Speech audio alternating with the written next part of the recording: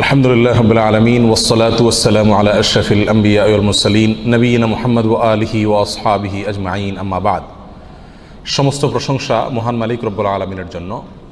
দরুদ এবং সালাম নাজিল হোক তারই প্রেরিত রাসূল মুহাম্মদ মুস্তাফা সাল্লাল্লাহু আলাইহি ওয়াসাল্লাম, তার প্রতি এবং তার আলো আসহাব সকলের প্রতি। সম্মানিত ভাই বন্ধুগণ, আজ আমরা আলোচনা করব ইনশাআল্লাহ বরকতের চাবিসমূহ বিষয়ে। বরকত শব্দের অর্থ হলো কল্যাণ বেশি হওয়া, যে কোনো কিছুতে আল্লাহর পক্ষ থেকে কল্যাণ যুক্ত হওয়া, এটা হলো বরকত। দুনিয়ার যে কোনো বস্তুতে যখন আল্লাহ সুবহানাহু ওয়া তাআলার পক্ষ থেকে কল্যাণ যুক্ত হয়, বিষয়টা যখন কল্যাণকর হয়ে যায়, উপকারী হয়ে যায়, তখন সেটা পরিমাণে অনেক অল্প হলেও আমাদের জন্য সেটা অনেক বেশি উপকার বয়ে আনে। অনেকে অনেক দীর্ঘ হায়াত পাইছেন, কিন্তু দীর্ঘ হায়াতে তেমন কিছু করার সুযোগ পান নাই, তার মানে জীবনে বরকত হয় নাই। অনেকে প্রচুর পরিমাণ সম্পদ কামাই করেছেন, কিন্তু সেই সম্পদ থেকে কোনো হিসাব খুঁজে পাচ্ছেন না যে কোথায় কি করলেন, বরকত নাই।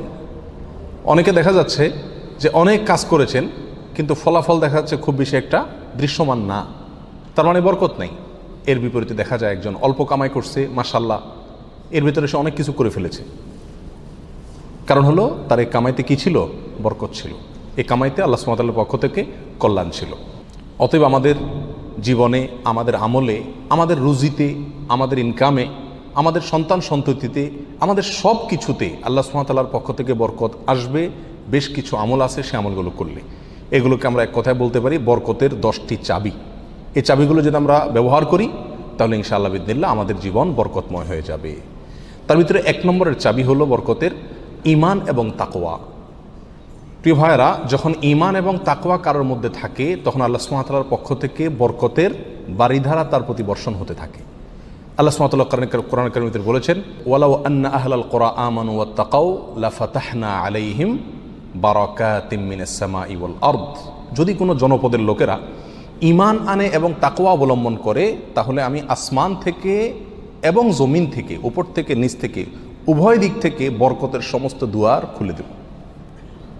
সম্মানিত ভাইরা, এই জন্যই দেখা যায় সারা পৃথিবীতে অন্য ধর্মের মানুষেরা, অমুসলিমেরা কোনো দিক থেকে অনেক বেশি সুখে শান্তিতে আছে বলে আমাদের কাছে মনে হয়, কিন্তু আসলে সুখে শান্তিতে খুব একটা নাই।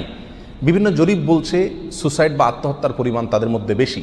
আত্মহত্যা মানুষ তখনই করে যখন সুখের চাইতে দুঃখের পরিমাণ বেড়ে যায়, কিন্তু মুসলমানদের মধ্যে আত্মহত্যার পরিমাণ অনেক কম। মুসলমানরা বেশিরভাগই গরিব, অভাবী, তারপরেও তাদের মধ্যে আত্মহত্যার পরিমাণ কম। এটা একটা আলামত যে তাদের জীবনে কি আছে? বরকত আছে। কারণ ঈমান সামান্য হলেও আছে। আর যার জীবনে ঈমান নাই, তাকে দেখবেন যে অনেক আট্টালিকাতে সে আছে, সুখে শান্তির অনেক উপকরণ তার কাছে আছে, কিন্তু আসলে সুখ শান্তিতে খুব একটা সে নাই। কারণ তার জীবনে কি নাই? বরকত নাই। এই জন্য কেউ যদি ঈমান আনে আর তাকওয়া অবলম্বন করে, এই দুটি জিনিস যদি কারোর ভিতরে থাকে, তাহলে আল্লাহ সুবহানাহু ওয়া তাআলার ওয়াদা হলো আসমান এবং জমিন থেকে বরকতের সমস্ত দুয়ারগুলো তার জন্য কি করে দেওয়া হবে? খুলে দেওয়া হবে। এই জন্য ভাই, ঈমানকে খালেস করতে হবে শিরক থেকে, কুফরি থেকে, নেফাকি থেকে। শিরক, কুফর, নেফাক, এগুলো থেকে ঈমানকে পরিচ্ছন্ন করতে হবে আর তাকওয়া অবলম্বন করতে হবে। তাকওয়া কি? তাকওয়া হলো আল্লাহর ভয়ে যে কোনো হারাম কাজ থেকে বেঁচে থাকা। আল্লাহর ভয়ে যদি আমি হারাম কাজ থেকে বেঁচে থাকার মানসিকতা আমার ভিতরে থাকে, যার ভিতরে যত বেশি থাকবে, আল্লাহ সুবহানাহু ওয়া তাআলা তার জীবনকে তত বেশি বরকতময় করে দিবেন।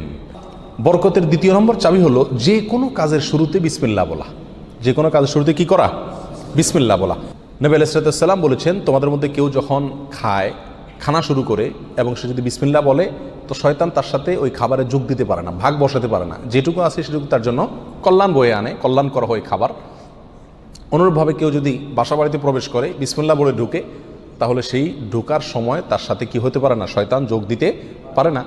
অনুরূপভাবে প্রত্যেকটা কাজে বান্দা যখন ভালো কাজে যখন বিসমিল্লাহ বলে শুরু করে, তখন শয়তান সে কাজে আর অংশগ্রহণ করতে পারে না।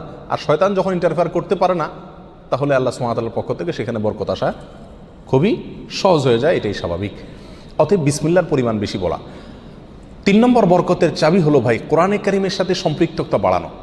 যে যত বেশি কোরআনের সাথে সম্পর্ক গড়বে, তার জীবনে তত বেশি বরকত নেমে আসবে। যে ঘরে কোরআন তেলাওয়াত হবে, কোরআনের চর্চা হবে, কোরআনের শেখা হবে, কোরআন বুঝাবুঝি হবে, কোরআনের উপর আমল করার প্রবণতা থাকবে, অভ্যাস থাকবে, সেই ঘরে আল্লাহ সুবহানাহু ওয়া তাআলার বরকত তত বেশি আসবে।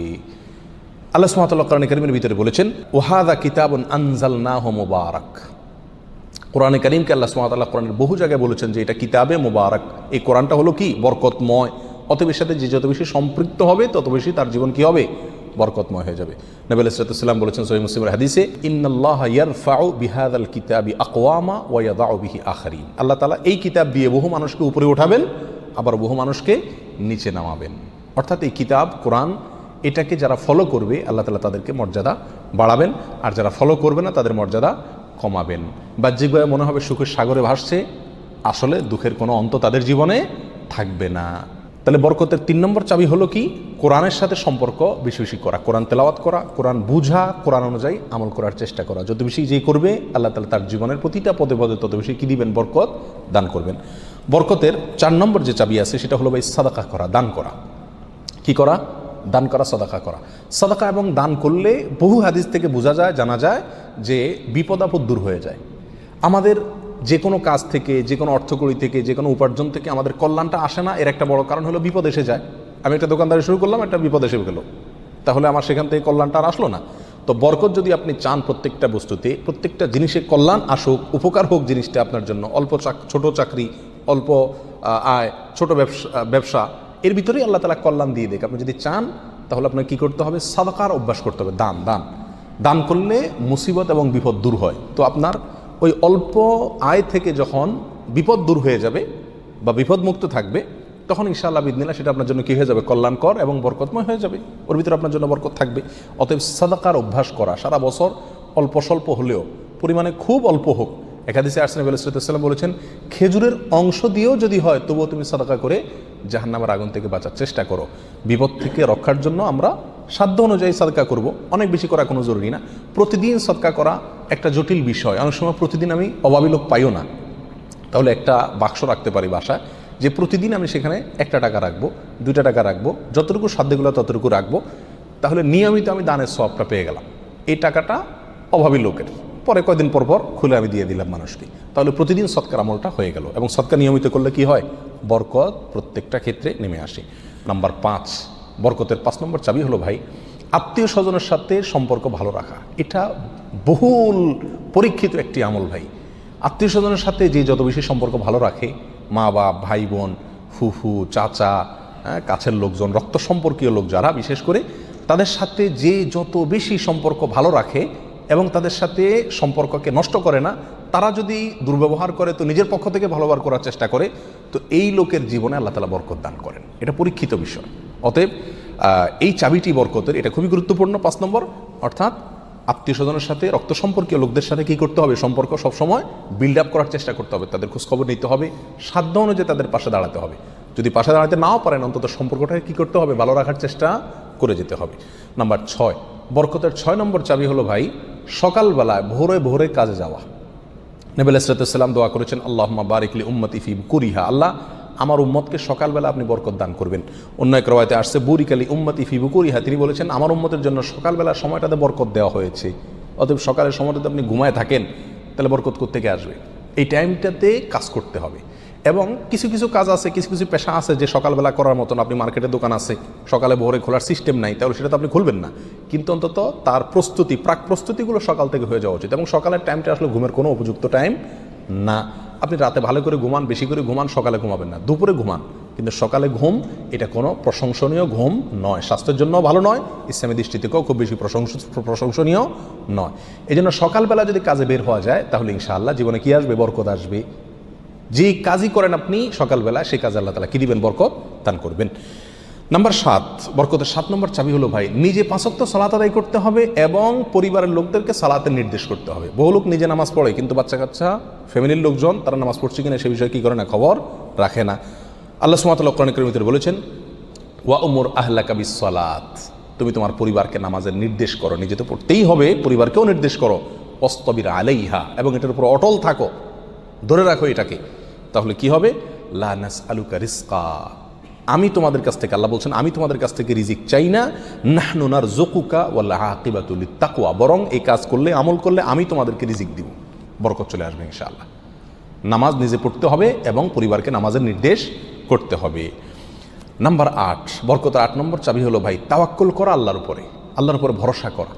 মুমিন যত বেশি আল্লাহর উপরে ভরসা করবে, আল্লাহ তাআলা তত বেশি তাকে সাহায্য করবেন। আর আল্লাহর প্রতি ভরসা যত কমে যাবে, আস্থা যত কমে যাবে, নির্ভরতা যত কমে যাবে, দুনিয়ার কোনো বস্তুর প্রতি যখন আস্থা বেশি হয়ে যাবে, আল্লাহ তাআলা তাকে ওই বস্তুর হাতেই বেইজ্জত করে ছাড়েন। এটাই আল্লাহ সুবহানাহু ওয়া তাআলার সুন্নাহ। যার কারণে আল্লাহর প্রতি যে যত বেশি তাওয়াক্কুল করে, আল্লাহ তাআলা তাকে তত বেশি উদ্ধার করেন এবং সাহায্য করেন। বরকতের জন্য এটা একটা অন্যতম উপায়। যে যত বেশি আল্লাহর উপরে ভরসা করবে, বিশেষ করে রিজিকের ব্যাপারে, তত বেশি আল্লাহ সুবহানাহু ওয়া তাআলার পক্ষ থেকে কী আসবে? বরকত আসবে। একটু কোনো কারণে আমাদের ইনকামের উপরে চাপ আসলে, প্রেশার আসলে আমরা অস্থির হয়ে যায়, হাউতাশ হয়ে যায়, নিরাশ হয়ে যায়। অনেকে তো আজেবাজে মন্তব্য করা শুরু করি, আল্লাহর উপর তাওয়াক্কুল থাকে না। তো আসবে কোত্থেকে রিজিক? রিজিক আসবে তখন যদি আল্লাহর উপরে ভরসাটা পূর্ণ মাত্রায় থাকে। নবী আলাইহিস সালাতু ওয়াস সালাম বলেছেন, লাউ তাওয়াক্কালতুম আলাল্লাহি হাক্কা তাওয়াক্কুলিহি, আল্লাহর প্রতি যেরকম ভরসা রাখা দরকার, যেরকম আস্থা রাখা দরকার, তোমরা যদি সেই মাপের আস্থা রাখতে পারো, নির্ভরতা আল্লাহর উপরে তোমরা রাখতে পারো, তাহলে কি হবে? লা রাযাকাকুম কামা ইয়ারযুকুত তাইর, আল্লাহ তাআলা পাখিকে যেভাবে রিজিক দেন তোমাদেরকে সেভাবে রিজিক দিবেন। সারপ্রাইজ রিজিক, কল্পনাও করতে পারবো না কোথায় আল্লাহ রিজিকের ব্যবস্থা করে রাখছেন। এরকম বরকত জীবনে নেমে আসবে যদি কি করা হয়? আল্লাহর উপরে পরিপূর্ণ তাকওয়া, এই তাওয়াক্কুল অবলম্বন করা হয়। বরকতের জন্য 9 নম্বর আমল হলো বেশি বেশি ইস্তেগফার করা। কি করা ভাই? ইস্তেগফার করা। ইস্তেগফার, উঠতে চলতে ফিরতে সব সময় ইস্তেগফার করা। আস্তাগফিরুল্লাহ ওয়া আতুবু ইলাইহি, আস্তাগফিরুল্লাহাল্লাযী লা ইলাহা ইল্লা হুয়াল হাইয়ুল কাইয়্যুম ওয়া আতুবু ইলাইহি। অথবা সাইয়্যিদুল ইস্তেগফার পড়া। কিচ্ছু না পারেন, শুধু আস্তাগফিরুল্লাহ পড়া, আস্তাগফিরুল্লাহ আস্তাগফিরুল্লাহ আস্তাগফিরুল্লাহ ওয়া আতুবু ইলাইহি, এতটুকু পড়া। এবং যখন পড়বেন অর্থ বুঝে পড়বেন। আল্লাহর কাছে ক্ষমা চাচ্ছেন আপনি, আর ক্ষমা চাইলে ক্ষমা চাওয়ার মোড থাকে আলাদা। একটা মানুষের কাছে যখন মাপ চান আপনি, তখন মাপ চাওয়ার মোড ভিন্ন থাকে না? আস্তাগফিরুল্লাহ যখন বলবো তখন নিজের অপরাধের কথা স্মরণ করে, অথবা আমি যে বহু অপরাধ করি সেই কথাটা মনে করে আল্লাহর কাছে ক্ষমা চাইব। যত বেশি ইস্তেগফার করব তত বেশি রিজিক আসবে। সূরা নূহের ভিতরে আল্লাহ সুবহানাহু ওয়া তাআলা আল্লাহ নবী নূহ আলাইহিস সালাম সম্পর্কে বলেছেন যে নূহ আলাইহিস সালাম বলেছেন তার জাতিকে, ফাকুলতুস্তাগফিরু রাব্বাকুম ইন্নাহু কানা গাফফারা। তিনি বলেন, আমি আমার জাতিকে বলেছিলাম তোমরা তোমাদের রবের ইস্তেগফার করো, তোমাদের রব ক্ষমাশীল। তাহলে কি হবে? ইস্তেগফার করলে 1 নম্বর হলো তিনি ক্ষমা করবেন, তারপরে ওয়ায়ুমদিদুকুম বিআমওয়ালিন ওয়া বানিন ওয়া ইয়াজআল লাকুম জান্নাতিন ওয়া ইয়াজআল লাকুম আনহারা। সম্পদ এবং সন্তান, পরিবার, এই দুইটা দিয়ে তোমাদেরকে শক্তিশালী করবেন, রিচ করে দিবেন, সমৃদ্ধ করে দিবেন। ওয়া ইয়াজআল লাকুম জান্নাতিন ওয়া ইয়াজআল লাকুম আনহারা, তোমাদের জন্য বাগবাগিচা দিবেন এবং নহর প্রসবন দান করবেন, অর্থাৎ রুজি রুটির বরকত দান করবেন। সম্মানিত ভাই বন্ধুগণ, তাহলে ইস্তেগফার করলে রুটি রুজির বরকত হয়, সম্পদে আপনার বরকত হয়, সন্তানে বরকত হয়, পরিবারে বরকত হয়। অতএব ইস্তেগফার বেশি বেশি করতে থাকতে হবে। নবী আলাইহিস সালাম বলেছেন, মাল্লাজিমাল ইস্তেগফার, যে ব্যক্তি ইস্তেগফারকে ধরে রাখবে, সবসময় নিয়মিত ইস্তেগফার করবে, জাআলাল্লাহু মিন কুল্লি যিকিন মাখরাজা, সকল কঠিন মুহূর্ত থেকে বের হওয়ার জন্য আল্লাহ তাআলা তাকে পথ দেখাই দিবেন। ও কুল্লি হাম্মিন ওমিন কুল্লি হাম্মিন ফারাজা, সকল পেরেশানি থেকে আল্লাহ তাআলা তার জন্য প্রশস্ততার পথ দেখাই দিবেন, যদি সে ইস্তেগফারকে ধরে রাখে। 1-2 বার পড়া না, নিয়মিত পড়তে থাকে, ধরে রাখে। অতএব বরকতের জন্য বেশি বেশি ইস্তেগফার করতে হবে। 10 নম্বর বরকতের চাবি হলো ভাই, পরিপূর্ণ সালামের ব্যাপক পরিমাণে প্রচলন ঘটাতে হবে, দিতে হবে। সালামের পরিপূর্ণ রূপ হলো আসসালামু আলাইকুম ওয়া রাহমাতুল্লাহি ওয়া বারাকাতুহু। এখানে আমরা সবাই জানি দোয়া করা হয়, আপনার প্রতি শান্তি বর্ষিত হোক, আল্লাহর রহমত বর্ষিত হোক এবং আল্লাহর বরকত নাজিল হোক আপনার প্রতি। তাহলে আপনি যখন কারোর প্রতি সালাম দিচ্ছেন, পূর্ণাঙ্গ সালাম, আসসালামু আলাইকুম ওয়া রাহমাতুল্লাহি ওয়া বারাকাতুহু, তার মানে আপনি কেমন যেন তার জন্য বরকতের দোয়া করছেন, শান্তির দোয়া করছেন। আর হাদিসে আসছে, কোনো মুসলিমের জন্য যদি আপনি বরকতের দোয়া করেন বা যে কোনো দোয়া করেন, তো ফেরেশতা আপনার জন্য দোয়া করে আল্লাহ এই বান্দাকেও আপনি দান করেন। তাছাড়া যাকে সালাম দিবেন তিনিও জবাব দিবেন। আপনি যেহেতু অবারাকাতু পর্যন্ত পড়বেন, তার জন্য উচিত হবে অবারাকাতু পর্যন্ত দেওয়া। সালাম যতটুকু দেওয়া হয় পরিপূর্ণ কমপক্ষে অতটুকু দিতে হয়। অতএব যত বেশি সালাম দেওয়া হবে তত বেশি ফেরেশতা আমার জন্য বরকতের দোয়া করবে, আর যাকে সালাম দিচ্ছি তিনিও করবেন। তাহলে সালামের প্রচলন ব্যাপক পরিমাণে যদি করতে পারি, তাহলে আমাদের জীবনে কি আসবে ভাই? বরকত নেমে আসবে। আর আগেই বলেছি, বরকতের অল্প বেবরকতের বহুর চাইতে উত্তম এবং শ্রেষ্ঠ।